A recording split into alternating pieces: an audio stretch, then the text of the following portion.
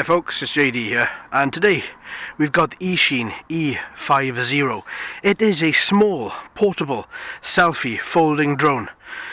So this looks a lot like the JJRC model we looked at a little while ago, the Elfie Selfie, and yeah, to be honest with you, I think it is just a rebranding of the name.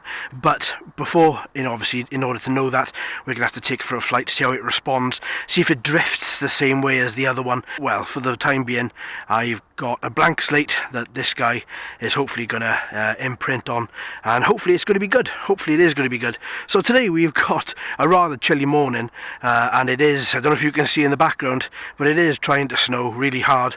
Let's hope it does keep up snowing after I finish recording this guy. So without further ado, let's take her up.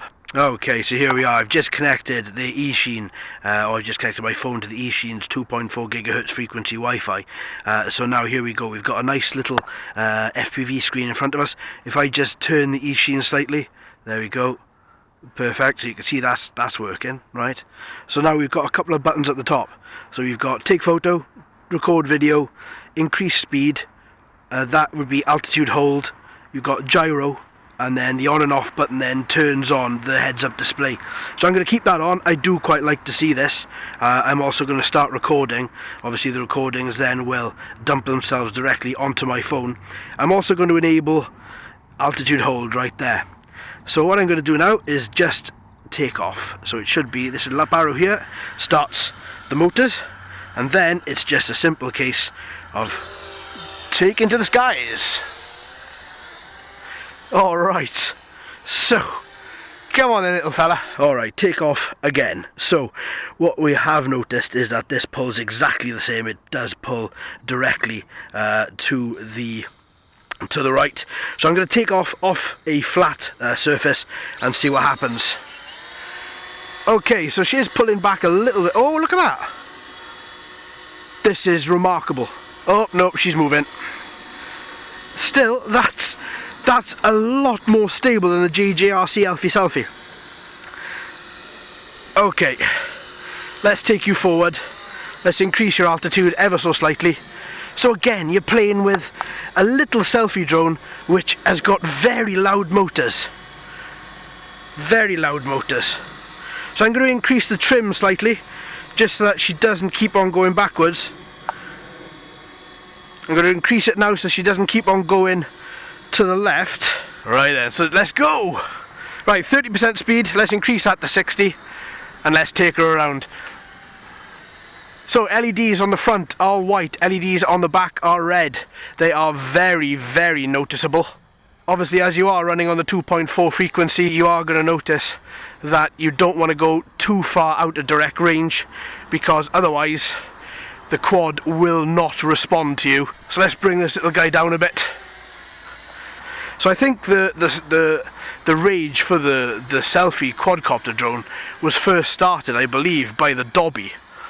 And then you had a load of different quadcopters then that came out, and all pretty much did the same thing. They all took selfies, they all took photos of you from a nice stable location, as in the quadcopter. So one thing I do notice from this though is that it is not that stable without you having to put your finger, keep your finger on the controls. So I can get it to level out, but I have to keep my finger on the controller at all times.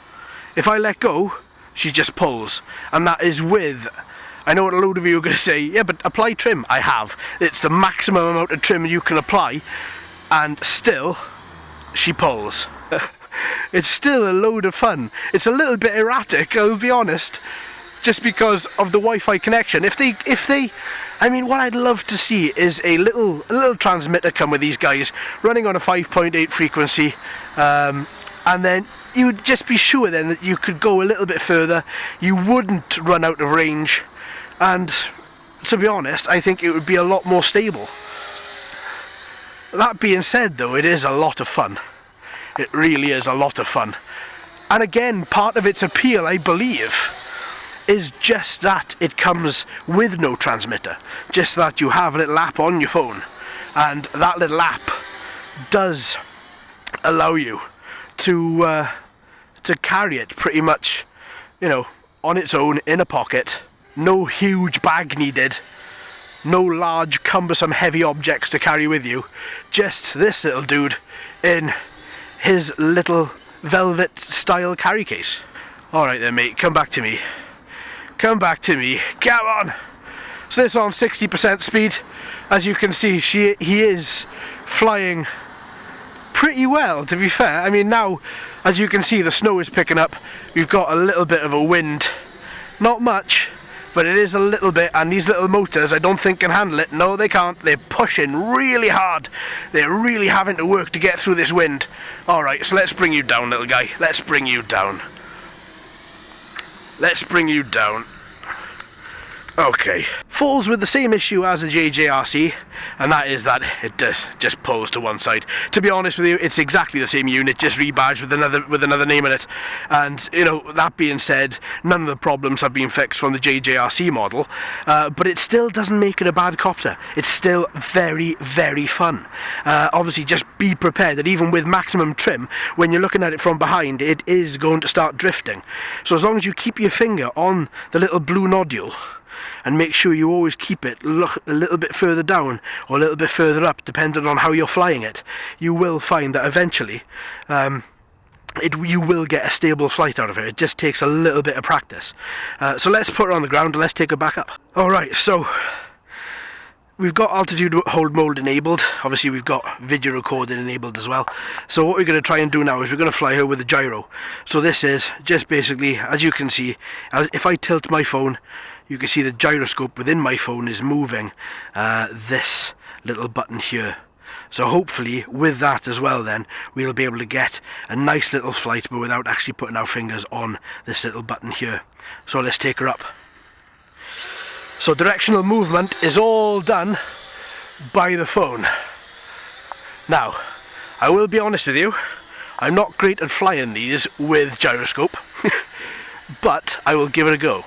Tilt your phone forward in order for you to go forward, tilt your phone back in order for you to fly back, tilt it to the right and tilt it to the left. That's exactly all you need to fly.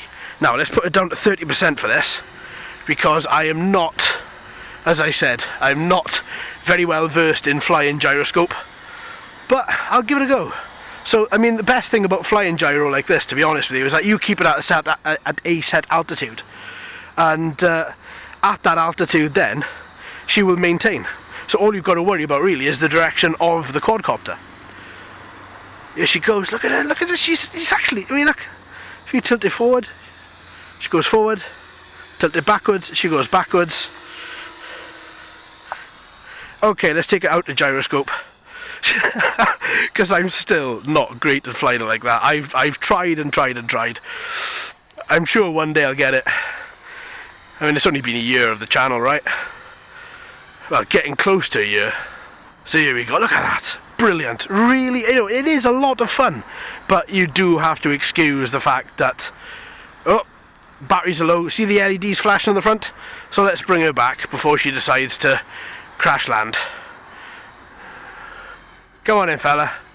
Okay, let's bring you down, and then let's get a verdict out of you. She lands very, very well.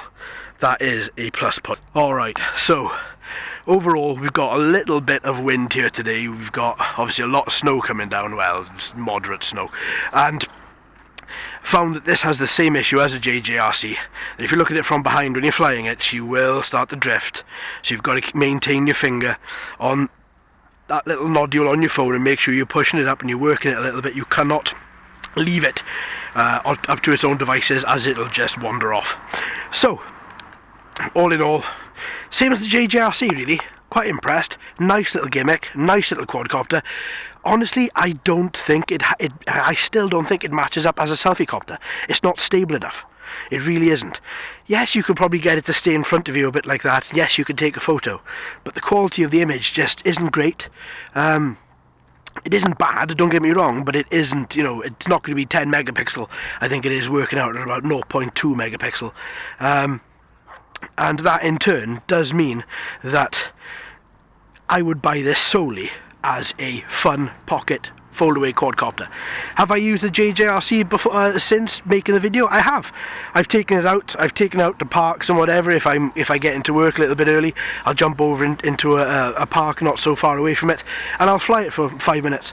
And yeah, it is a remarkably portable drone. Very loud again, so be prepared for that.